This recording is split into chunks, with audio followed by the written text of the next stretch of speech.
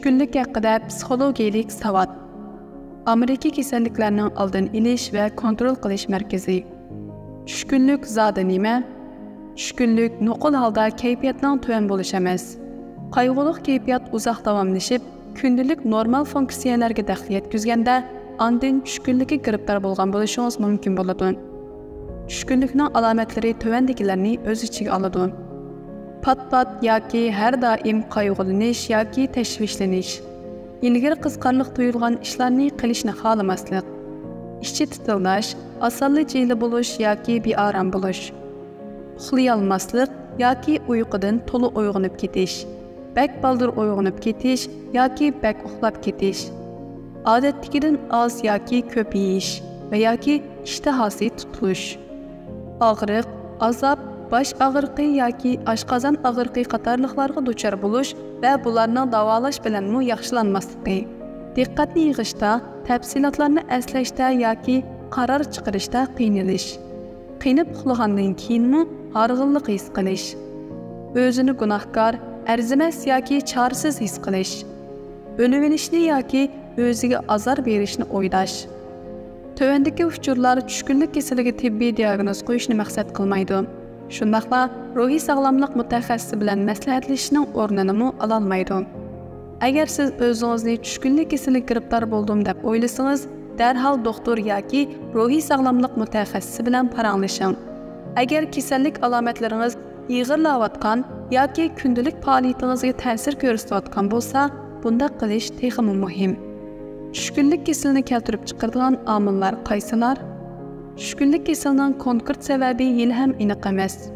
U irsiy, biologik, muhitga aloqador va psixologik omillarning birikishidan kelib chiqqan bo'lishi mumkin. Odam bilan odam farqlansimi, ammo tuvandagi omillar kishilarning tushkunlik kasaliga giribtor bo'lish ehtimolligini oshirib etishi mumkin. Tuqqanlar orasida tushkunlik kasaliga giribtor bo'lganlarning bor bo'lishi, jismoniy va jinsiy parakandachilik, yaqin odamining o'limi yoki iqtisodiy masala qatorliq ruhiy zarba yoki bisimli hodisalarni boshdan kechirish. Hayotdagi zo'r o'zgarishlarni hatto planlagan bo'lsa-mu boshdan kechirish.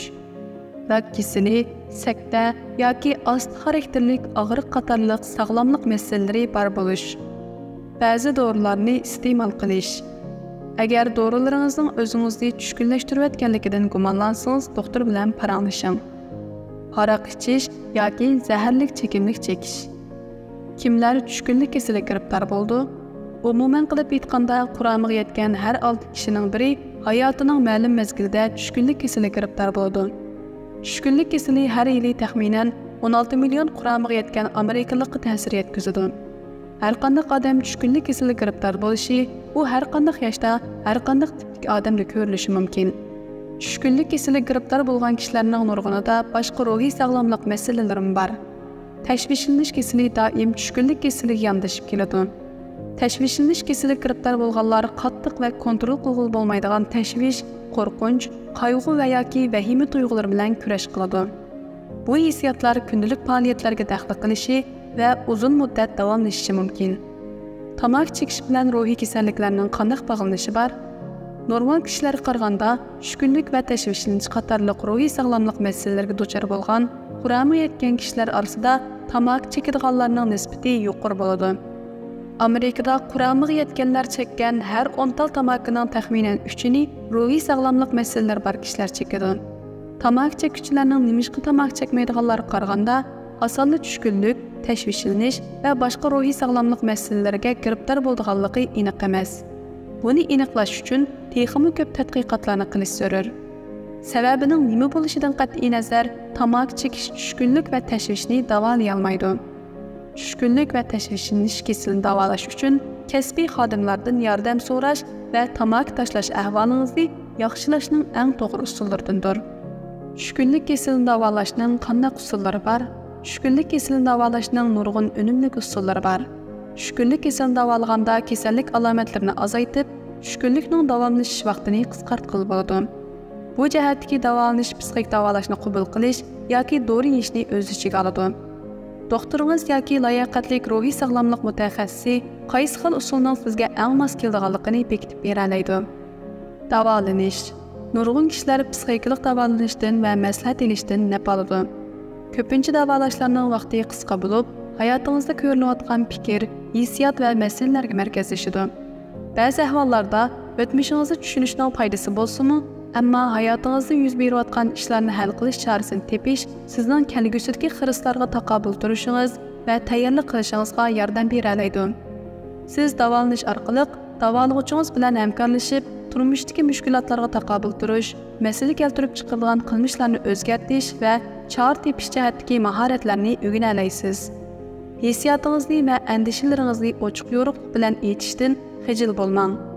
Bu yaxshilanish uchun intayin muhim. Davolashning ba'zi o'rtaq nishonlari tuvandikilarni o'z ichiga oladi. Texmi sog'lom bo'lish, tamaka, zaharlik chekimlik va haraqni tashlash, qo'rqinch yoki xavfsirash ustidan g'olib kelish, besimga taqobil turish, o'tmishdagi azobli voqealarni tushunish, tushkunlikni texmi ig'irlashtirib yetadigan omillarni tepib chiqish, urug' tuqqan va do'stlar bilan texmi yaxshi munosabat o'rnatish. Ba'zi ishlarning o'zingizni nimishqa bearam qildiganligini tushunish va uni bartaraf qilish planini tuzish. Dora. Tushkunlik kasaliga giribdor bo'lgan nurg'un kishilar tushkunlikka qarshi turish dorisi deb atiladigan reseptli dorilarni iste'mol qilishning o'zlarining kayfiyatini yaxshilashiga va tushkunlikka taqobil turish mahoratini oshirishiga yordami bo'lganligini bildirishdi. Doktoringiz bilan shu xil dorilarning sizga mos keladigan kelmaydiganligi haqida paranglashing. Agar doktoringiz sizga tushkunlikka qarshi turish dorisi yozib bersa, dorilarni qancha vaqt, qanchalik miqdorda yeydiganligingizni aniq so'rab oling. Agar siz allaqachon nikotinning o'rnini oladigan davolashni qabul qilayotgan yoki tamaki tashlashingizga yordam qiladigan boshqa dorilarni iste'mol qilayotgan bo'lsangiz, buni cho'qim doktoringizga ayting. Tushkunlikka qarshi turish dorilarining har xil turlari bor. Doktoringiz bilan birga shularning orasidan tanlasangiz bo'ladi.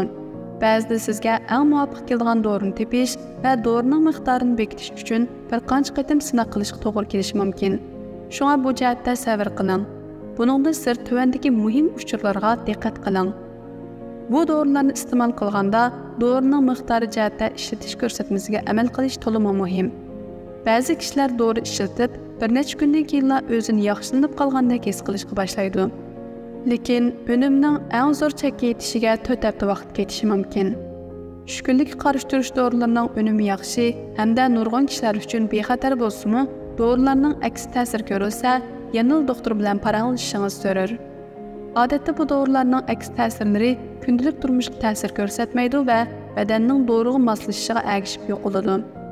Doktordan maslahat so'ramay turibla, tushkunlikka qarshi turish dorilarini iste'mol qilishni to'xtatmang. Dorini tuyuqsiz to'xtatish kasallik alomatlarini keltirib chiqarishi yoki tushkunlikni og'irlashtirib yetishi mumkin. Dori miqdorini bexatar tekshish uchun doktoringizga maslahat so'rang. Ba'zi tushkunlikka qarshi turish dorilari homildorlik mezgilida xatar akilishi mumkin. Agar siz homildor bo'lsangiz yoki homildor bo'lish oldida turayotgan bo'lsangiz, bu haqda doktor bilan maslahatlashing. Tushkunlikka qarshi turish dorilari barliq masalalaringizni hal qila olmaydi.